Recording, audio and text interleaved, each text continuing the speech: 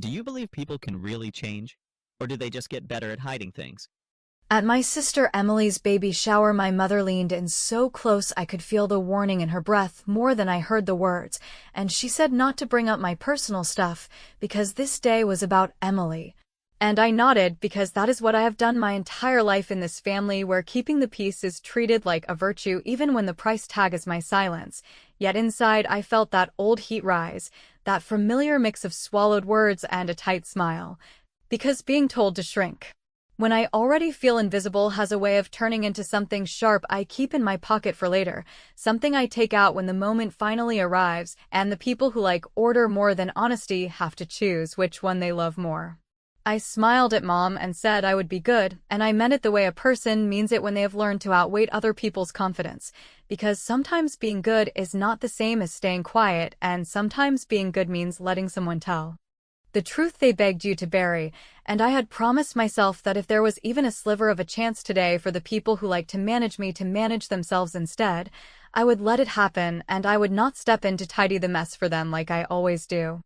You know how families like ours work, where the show matters and the captions under the photos matter, and what really happened gets edited in the car on the way home. Well, that is exactly the room we were in. The kind where people take turns saying the right things and then go back to their corners, and I had decided days ago that if Mark, Emily's husband, grew a backbone at the last minute and did the thing he said he would do, then I would give him the stage rather than rescue him with another secret, because I am done being the person who hides the evidence and then gets scolded for making people nervous by carrying it. I do not mean I wanted to blow up the day. I am not a saboteur. I wanted something truer and cleaner than that, something where I did not even have to speak, where I could sit with my hands folded and let the people who built the house of cards find out what happens when one card gets pulled by the person who put it there in the first place. Mom did her rounds with that smile she wears when she is both proud and terrified that pride might not be fully earned, and she kept looking at me like I was a candle she wanted to snuff before a draft caught it. And I kept giving her that calm face that says I am fine, because I was fine. I was more than fine. I was steady in a way I am not usually steady at family events, and the reason was simple. I was not going to speak unless someone asked me to. And if someone else chose honesty, I would not run interference. The funny part is that the most respectful thing I could do for my sister was to stop protecting the version of her life my parents prefer, because the minute I keep quiet to save face for them, I make myself the villain again, and I am done with that role. It is tired and it does not fit. Before the gifts, when the room had that restless hum and someone was looking for a pen to write down who gave what, I stood up in that casual way that says I am just being helpful and told the host that Mark wanted to say a few words before we started. And I watched his eyes flick to mine with that flash of panic you only see in someone who knows exactly what words he owes and who has been praying for a miracle that would excuse him from paying up, and I gave him nothing but a steady look that said, do what you said you would do, and I will do what I promised, which is to sit and let you handle your own life. You might think that is not revenge, but if you have lived as the family buffer, you know that refusing to cover for someone is not cruelty. It is a clean cut. It is removing the net from under the acrobat who insists they do not need it and then stepping back so they can prove it.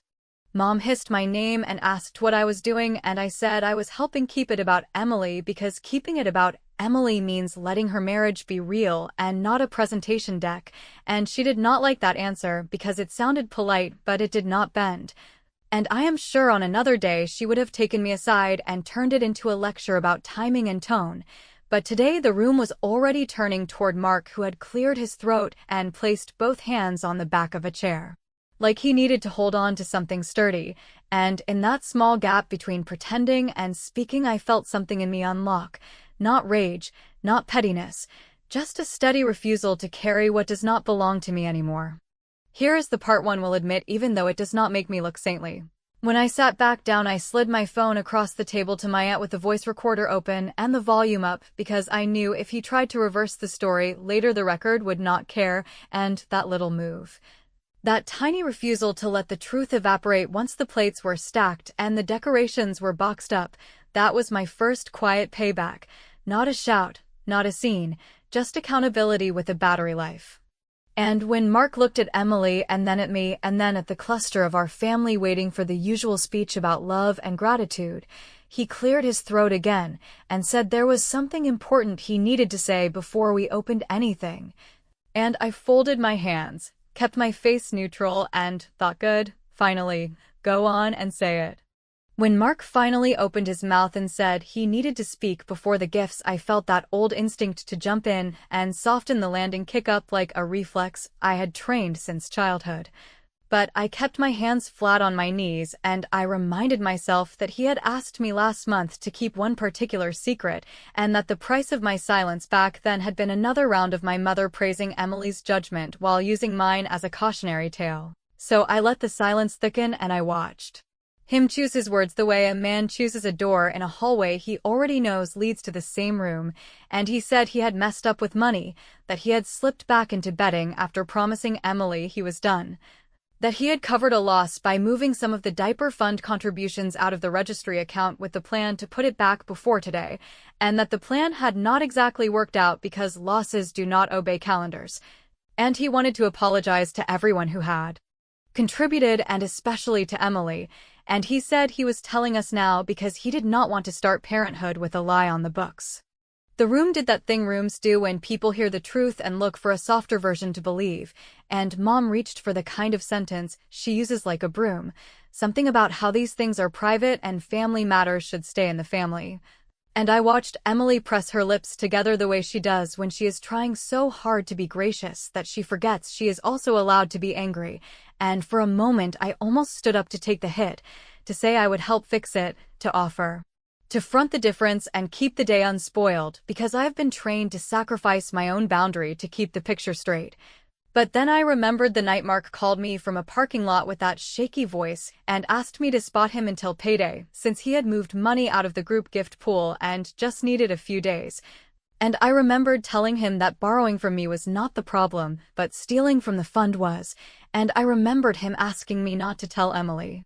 because he would fix it before the shower, and I remembered the exact words my mother used the next morning when she called about centerpieces and said, without knowing the first thing about it, that I should not bring my personal drama into Emily's day.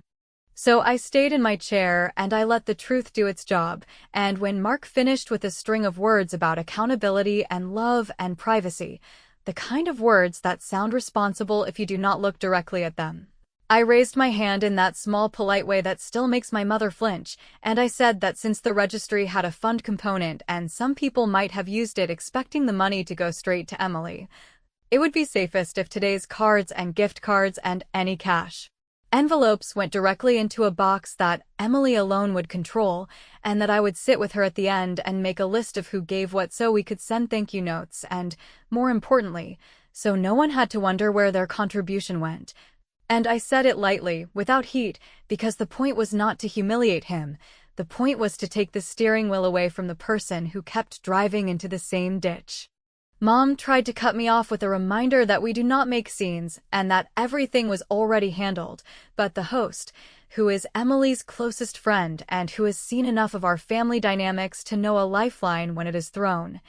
nodded and said that sounded reasonable, and she brought out a plain box with a lid, and I wrote Emily's name on a sticky note and pressed it to the top, and I slid the box right next to her, and I told people, with that same warm voice you use when you are passing a tray, that cards and gift cards could go right in there for safekeeping, and people visibly relaxed, because nothing calms a room like a plan that feels fair. Mark started to say that the fund had been restored, and that there was nothing to worry about, which would have been convenient if it were true. So I turned my phone screen face up to the table and let my aunt read the thread where he had asked me for help and laid out the timing in his own words, and I did not narrate it and I did not gloat. I just let the record speak, because I have learned that when you provide receipts you do not need to raise your voice, and then I looked at Emily, not at my mother and not at Mark, and I said that if anyone wanted to change a registry contribution into a physical card or cash today for peace of mind, I would help them do it, and I would walk every envelope straight to her hands. And I meant it literally, because sometimes revenge is not fireworks. Sometimes it is just putting the money in the right box and keeping the wrong hands away from it. You could feel the power shift without anyone naming it, and my mother stared at me like I had lit a match next to a gas line while I sat there with my palms open and my shoulders down because I was not attacking anyone. I was protecting the person we were all supposedly here to celebrate, and the guests started lining up with the kind of practical gratitude people show when someone takes confusion off the table. And Emily whispered thank you in a voice that had more relief than anger in it. And Mark tried a joke about trusting the process that fell flat because the process had a new manager, and by the time the first card slid into the box, the day had already taken a different shape. One where I did not play the clown who juggles knives to keep everyone entertained. I wish I could tell you I felt only pride, but there was a thread of something darker running under it, a kind of weary satisfaction that comes from watching a person who has been cushioned by your labor meet the ground, and maybe that is not generous. But I can live with it because generosity without boundaries is just self-erasure dressed up as virtue, and I have done enough disappearing acts for one lifetime. So when my mother leaned over and told me we would discuss this later, I said we could discuss anything she wanted as long as we kept our facts straight, and I slid my thumb over the message field of a group text that included Emily and the host and a few key relatives, the very people who always claim later they did not know what really happened. And I sent them the screenshot of the timeline in Mark's own words with one plain sentence saying that from this moment forward contributions go to Emily only, and the little delivered dots popped up like a row of tiny bells, and that ring you hear right now is the sound of me choosing to stop cleaning other people's messes and start keeping score in my own handwriting. The hours after Mark's confession moved like wet cement, heavy and slow, with people trying to smooth over the cracks by acting as though nothing had happened. But the weight of what he admitted hung in the air like a smell that could not be covered no matter how many polite comments my mother threw on top of it, and I sat there watching Emily force a smile as she opened onesies and rattles and bottles, nodding at each gift as though her life were not being held together by tape that was already peeling. I kept telling myself to stay quiet, to let the day limp along, but the truth is silence is its own kind of violence when you know something everyone else is pretending not to see, and every time my mother cut her eyes toward me with that desperate plea to behave, I felt a pressure build that had nothing to do with wanting to embarrass anyone and everything to do with finally refusing to be the vault where everyone else's secrets go to rot. I had told myself a dozen times that I would never weaponize information, that I would never become the person who unloads every ugly thing she knows just to make herself feel taller. But when you spend years carrying the load while being reminded at every turn that your voice is a liability, eventually the line between protecting people and enabling them starts to blur, and you realize that keeping quiet has not been noble at all. It has just been convenient for the people who benefit from your silence. I thought back to the night 3 months earlier when Emily had called me sobbing because she had found receipts on Mark's phone that pointed to someone he had been seeing while she was pregnant, and how she had begged me not to tell Mom or Dad because she wanted to handle it herself, and how I had agreed because it was her marriage and not mine, and how Mark later came to me with that same panicked voice asking me to swear I would never say a word because they were working through it, as though working through it meant pretending it never existed. So I sat there, smiling thinly, my hands folded in my lap, while my mother kept passing me looks like I was a bomb she was trying to keep from going off, and I thought, maybe this is exactly what I have been waiting for. Maybe the truth does not need to come out as a full confession, but as a simple, direct question that no one can dismiss as jealousy or pettiness. A question that shines a light in a corner without me having to drag the whole closet into the middle of the room. When Emily unwrapped a blanket that had been stitched with her baby's initials and everyone cooed over it, I leaned forward just enough to catch Mark's eye and, without raising my voice, I asked if the woman whose name had shown up on those hotel receipts knew that money meant for a crib had been spent on her instead. The room went still in a way I have never felt before, not even at funerals where at least grief gives people permission to make noise, because this was not grief, this was exposure, and everyone turned to look at me like I had spoken in another language. And Mark's face drained of any performance he had left, and Emily froze mid-smile with the blanket still half-folded in her hands, and my mother made a strangled sound that was supposed to pass as laughter, but came out as panic, and she said, Something about me always making things dramatic, but it was too late because once a question like that is asked, it does not go back into the box. I knew in that moment that I had crossed a line, that there would be no rewinding to politeness, that I had taken the truth out of Emily's private drawer and placed it on the dining table for everyone to see, and a part of me hated myself for doing it. But another part, the part that had been silenced since I was a teenager, felt an almost physical relief, because I was finally refusing to be complicit in this endless choreography where I clap and smile while other people rehearse dishonesty as though it were family tradition. Emily did not speak. She just set the blanket down carefully and looked at her husband like she was finally seeing him without the haze of excuses, and Mark tried to stammer something about misunderstandings and receipts not meaning what they looked like. But the tone in his voice betrayed him because it was the same one he had used with me when he begged me not to tell her in the first place.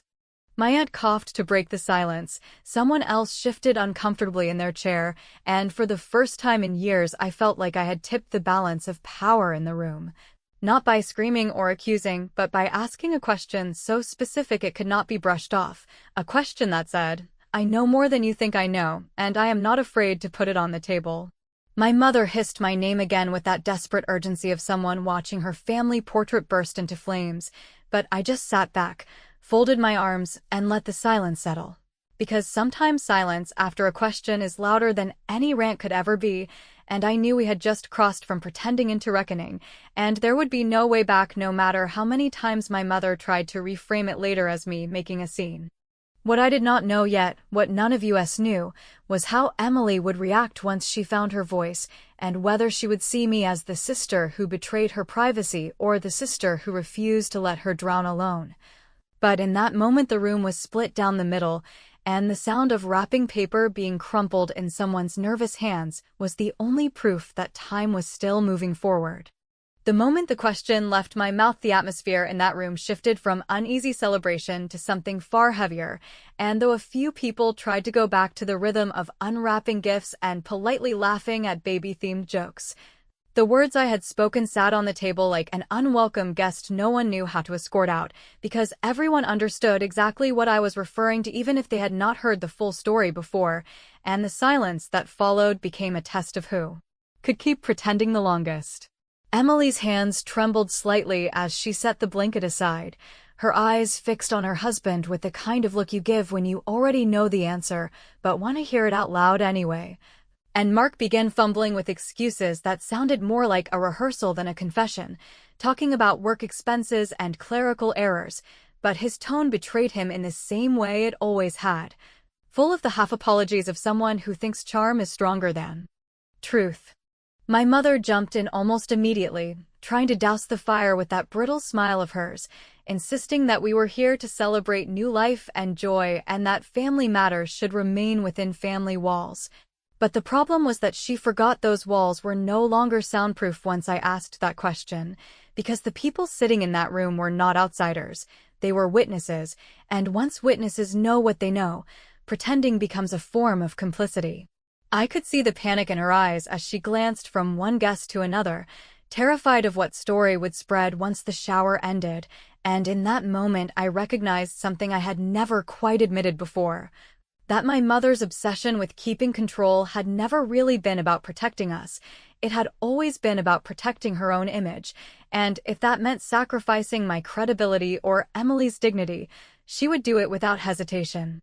Emily finally spoke, her voice low but sharp, asking Mark directly if he had cheated on her during her pregnancy, and the sound of her words cut through the room like glass breaking, because it was no longer me raising the issue, it was her. The one person who had the right to ask that question, and he froze, stammered, tried to twist the timeline, but she pressed again, her composure slipping as she reminded him of the receipts she had already seen, and the guests sat frozen in their seats.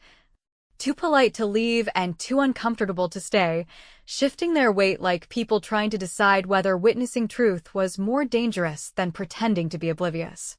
When Mark failed to give a clear denial and instead tried to appeal to the idea of working through things, Emily broke down, covering her face with her hands, and I felt a pang of guilt for being the one who had forced this into daylight.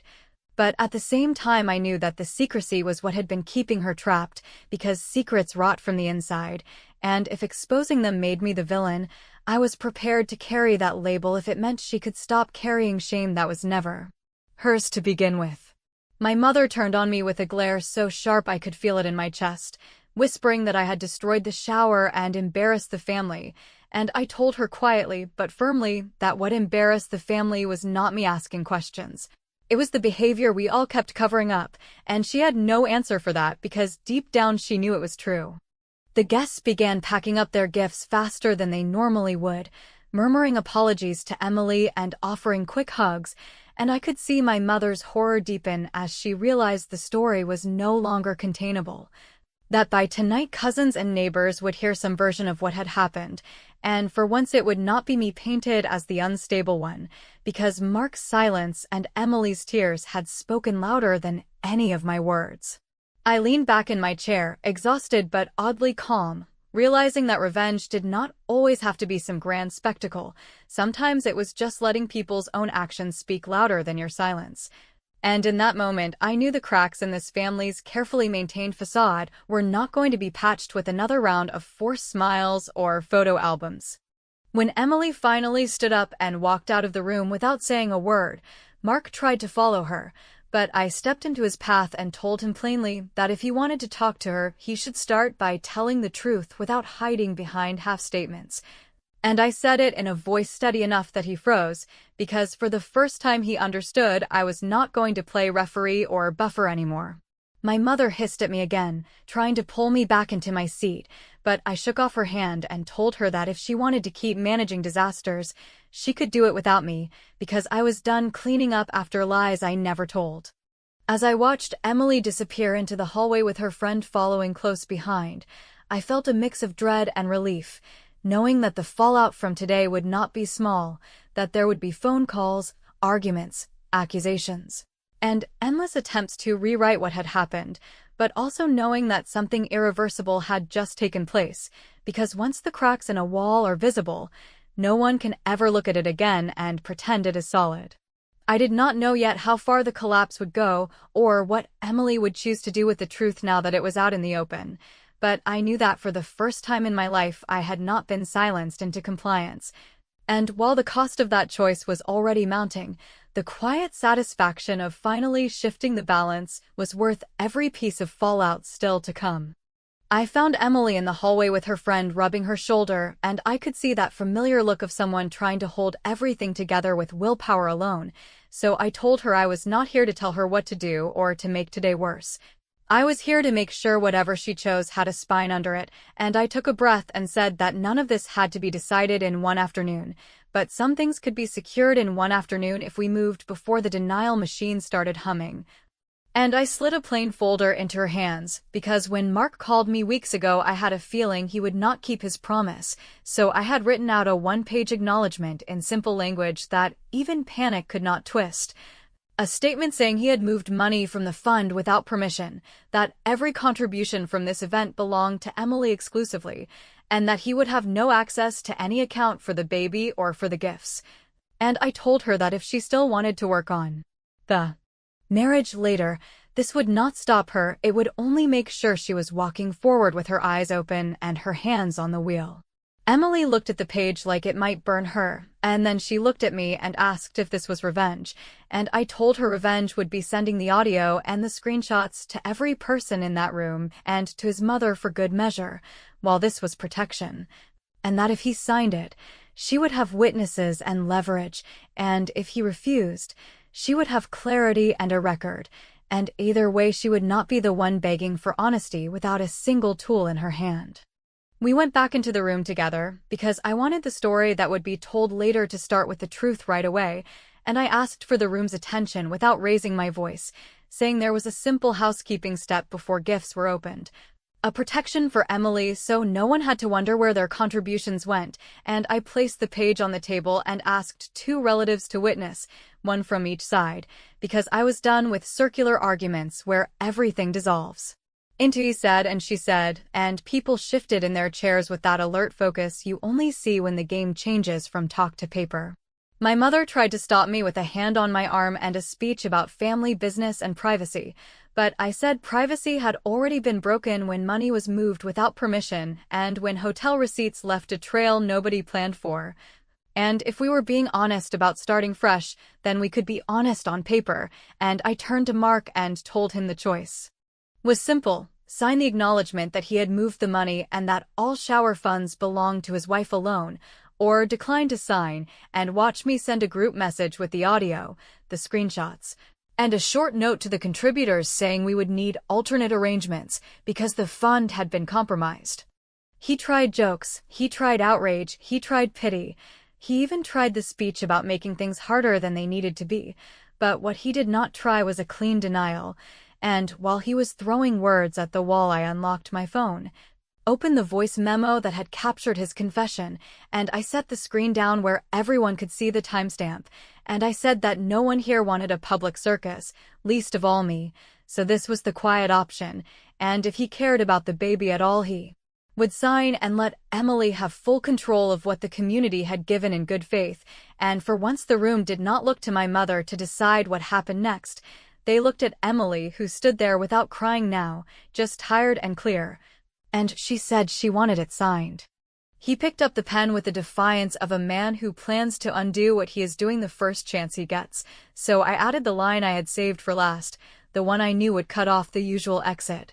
And I told him that after he signed we would take a photo of the page with the witnesses, and I would send a copy to his email and to Emily's email, and I would place the original in a safe box that did not live in anyone's home.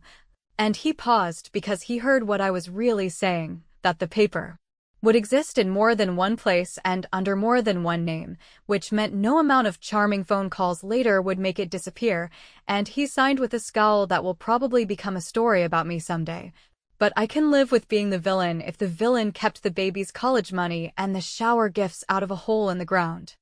The second move was quieter and it tasted even better because it did not require an audience, only resolve, and while people began clapping in that awkward way that tells you relief has arrived even if celebration has not, I leaned close to Emily and told her I had already helped her place a freeze on any new credit under her name through the standard process using the bureau sites, and that I had set up an alerts email that would ping both of us for any attempt to open accounts or change passwords on existing ones, because a month ago I saw a failed application notice in her mail stack, and she had brushed it off as spam, and I knew it was not spam because the address was too precise and the timing too neat, and her face changed again, not shocked now, just steady, like the moment you realize the lock finally turned and the door is not pushing back anymore. We packed the gifts into her friend's car, we put the envelope box in the trunk, and when my mother tried one last lecture about how this could have been handled quietly, I told her it was handled quietly. Nobody yelled. Nobody threw anything. A page got signed and the money went where it belonged, and if quiet to her meant me absorbing everybody's mess until I broke, then I was done being quiet, and she opened her mouth to fight me and then closed it because for once she had nothing clean to stand on. Emily squeezed my hand and said she did not know what she would do tomorrow or next week, but tonight she was going to sleep without wondering where the money went or whether the truth might still be optional in her house. And I told her that whatever she decided I would back her, but I would never again help anyone turn my support into a cover story. As we pulled away, I sent the photo of the signed page to the small list I had prepared, just the necessary people and no one else, and I attached the recording to a secure drive link with a note that said it would only be used if the agreement was ignored. And for the first time in a long time, I did not feel like I had to rehearse what I would say at Thanksgiving or prepare to be reduced to the difficult sister, because the story had been told without me needing to shout or decorate it, a clean line from beginning to end that ended with a pen on paper and a box of gifts that belonged to the person they were meant for. And while the fallout would still come and the family group chats would still try to turn today into something else, the core move could not be undone. Because I did not burn anything down, I just took the matches off the table and handed the only key to the person who was always supposed to hold it.